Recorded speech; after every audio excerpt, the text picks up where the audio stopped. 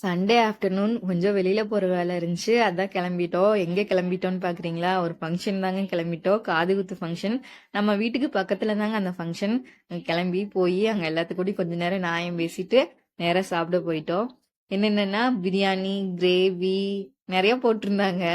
எல்லாம் சாப்பிட்டு முடிச்சுட்டு வெளியே வந்து சாப்பிட்டதுல டைஜஸ்ட் ஆகறதுக்காக ஸ்வீட் பீடா ஒன்று போட்டு அங்க கொஞ்ச நேரம் எல்லாத்துக்கூடயும் பேசிட்டு அங்கிருந்து கிளம்பிட்டோம்.